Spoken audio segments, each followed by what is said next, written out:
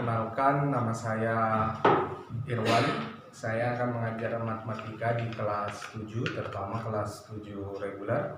Kedepannya kita akan membahas materi-materi matematika di channel saya. Tapi sebelum kita mulai, jangan lupa untuk semuanya supaya tidak ketinggalan video-video pembelajaran di channel ini, maka jangan lupa di subscribe, like, dan komen, serta aktifkan tombol lonceng supaya bisa mengikuti kegiatan belajar mengajar seperti biasanya, terutama di masa pandemi sekarang ini. Oke, kita langsung saja untuk materi kita. Yang pertama adalah bilangan bulat.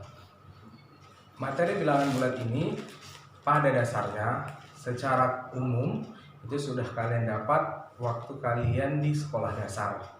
Nah, di MTS ini atau di SMP ini hanya tinggal mengulang dan memperdalam materi.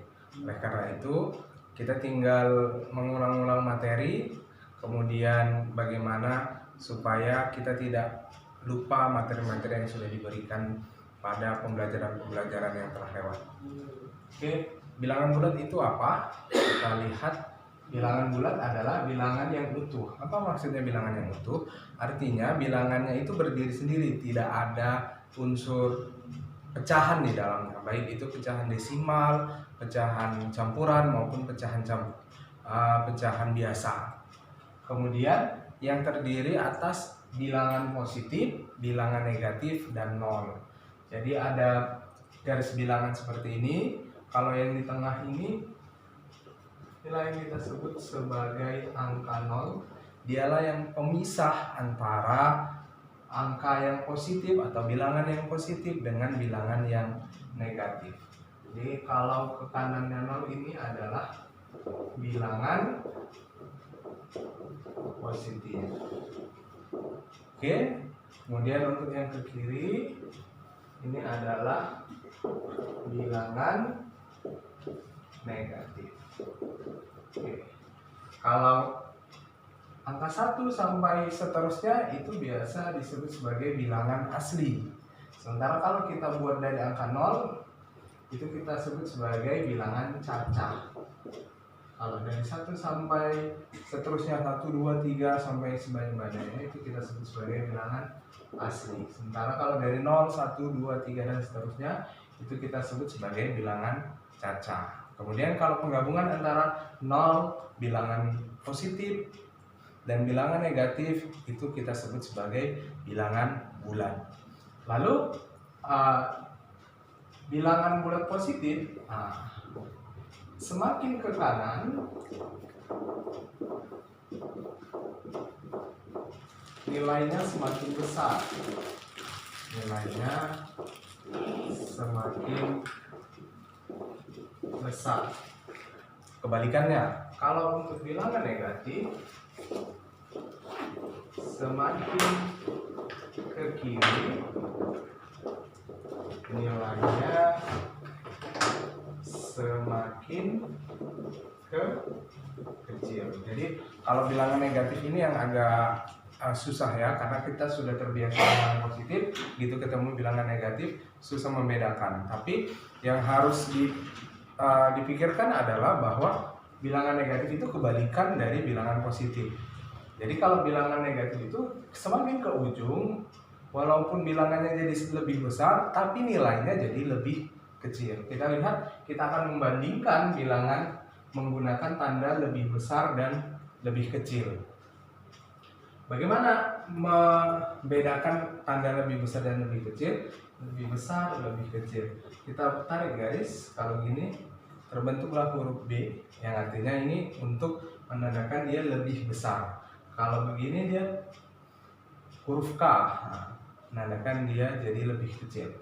Oke, kita lihat contoh ada minus 5 titik-titik minus 7. Apakah minus 5 lebih besar atau lebih kecil dari minus 7? Ingat, ini kita membandingkan dua buah bilangan negatif.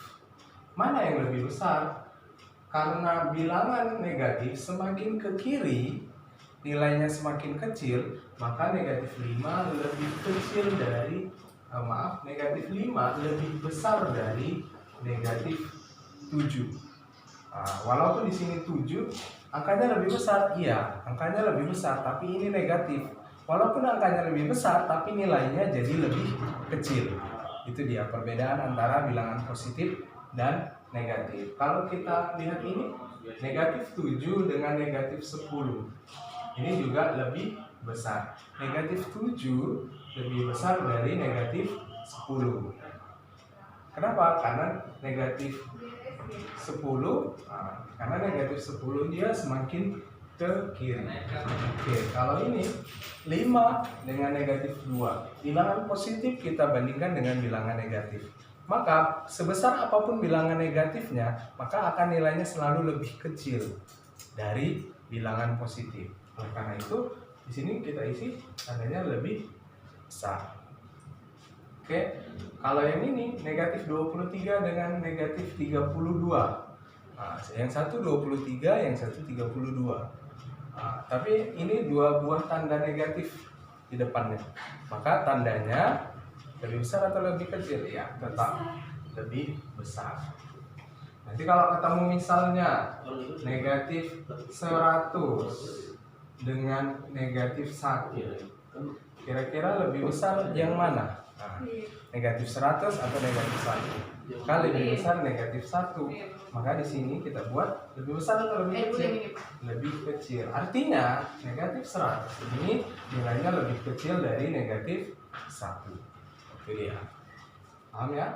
Baiklah, kita lanjut ke materi selanjutnya, masih tentang bilangan bulat. Kali ini kita akan coba mempelajari operasi hitung pada bilangan bulat. Seperti yang kita ketahui, pada matematika operasi hitung itu ada 4. Ada penjumlahan, pengurangan, perkalian, dan pembagian. Pada kesempatan kali ini kita akan bahas 2 terlebih dahulu, penjumlahan dan pengurangan. Oke, kita lihat penjumlahan dan pengurangan pada bilangan bulat. Bagaimana trik dan bagaimana bentuknya? Kita lihat contoh-contoh soal berikut ini. Lihat contoh soal yang pertama, ada negatif 3 ditambah 5. Bilangan negatif ditambah bilangan positif. Kemudian yang kedua negatif 5 ditambah 3. Bilangannya tetap sama, hanya tandanya saja yang berbeda. Tapi hasilnya nanti juga akan berbeda. Sehingga itu juga perlu kita perhatikan. Kemudian yang ketiga negatif 5 ditambah negatif 3. Nah, di sini ada 2 tanda yang bertemu. Lalu apa yang terjadi apabila tanda positif ketemu dengan negatif atau tanda negatif bertemu dengan negatif? Nanti kita akan jelaskan. Kemudian yang keempat, 4 dikurang negatif 3. Kemudian yang kelima, 3 dikurang 5. Yang keenam, minus 3 atau negatif 3 dikurang negatif 10. Oke, kita bahas satu persatu. Negatif 3 ditambah 5. Negatif 3 ditambah 5, berapakah hasilnya? Ini sama saja dengan kalau kita tukar dia jadi begini, 5 kurang 3. 5 kurang 3, ini tukar kemarin. Jadi hasilnya berapa?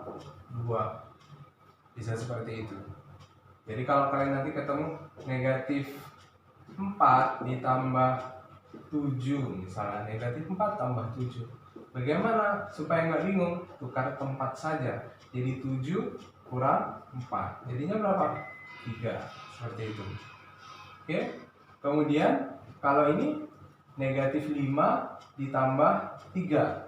Bagaimana menjumlahkan bilangan negatif ditambah bilangan positif seperti ini? Kita lihat 5 bilangan negatifnya lebih besar ketimbang bilangan positifnya. Lalu bagaimana pengerjaannya? Kita bisa pakai analogi, misal kalian punya hutang 5.000. Kalian punya hutang 5, baru bayar 3. Nah, kalau kalian punya hutang 5 dan baru dibayar 3, maka kalian masih punya hutang. Berapa hutangnya lagi? 2. Karena kalian masih berhutang, maka hasilnya jadinya negatif. Negatif 2. Negatif 5 ditambah 3, hasilnya adalah negatif 2. Analoginya tadi, kamu punya hutang 5, kamu bayar 3, baru dibayar 3. hutangnya lebih banyak dari yang dibayar, maka kamu masih punya hutang. Berapa hutangnya? 2. Nah, kalau begini, yang nomor 3 kita lihat negatif 5 ditambah negatif 3. Ini ada bertemu dua tanda, positif ketemu negatif. Tentunya kamu sudah tahu kalau positif ketemu negatif, maka dia jadi negatif. Jadi bentuknya seperti ini. Negatif 5 dikurang 3. Hasilnya jadi berapa? Kita gunakan analogi yang tadi. Kamu punya hutang 5. Kamu hutang lagi 3. Maka kamu sekarang punya hutang berapa? 8. Jadi negatif 8. Hutang 5, hutang lagi 3. Maka hutangnya jadi 8. Atau kalau seperti ini, negatif 4 dikurang 7. Kamu punya hutang 4, dihutangkan lagi jadi 7, maka hutangnya jadi minus 11, negatif. Ingat, kalau negatif itu analoginya berupa hutang. Oke, kemudian kalau yang nomor 4, perhatikan, 4 dikurang negatif 3. Nah, di sini ada ketemu juga dua tanda, negatif ketemu negatif. Jadinya apa? Positif, betul. Maka jadi 4 tambah 3. Berapa? 7. Tinggal berubah seperti itu. Jadi kalau kamu nanti misalnya ketemu 5 dikurang negatif 6, jadinya 5 tambah 6. Berapa? 11. Jadi ya.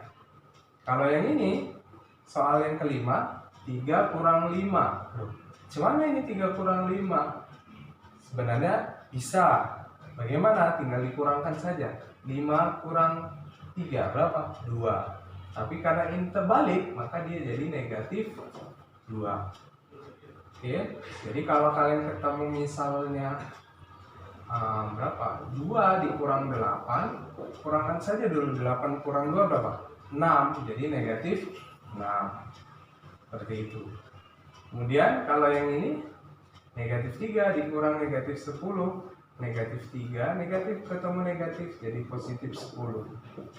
Hutangnya 3 dibayar 10. Nah, hutangnya 3 dibayar 10. Maka kembaliannya berapa? 7. Hasilnya jadi 7. Paham ya? Jadi kalau misalnya kalian nanti ketemu soal seperti ini, negatif 5 ditambah 8. Hutangnya 5 dibayar 8, maka ada kembalian 3. Tapi kalau dibuat negatif 8 ditambah 5, kamu punya hutangnya 8, baru dibayar 5, maka kamu masih punya hutang lagi, negatif 3. Itulah dia, penjumlahan dan pengurangan pada bilangan bulat. Demikianlah pembelajaran kita. Tetap semangat belajar dan semoga kita bisa belajar normal kembali. Kita doakan semoga virus yang ada di muka bumi ini segera hilang dan kita bisa kembali belajar normal seperti biasa. Terima kasih. Assalamualaikum warahmatullahi wabarakatuh.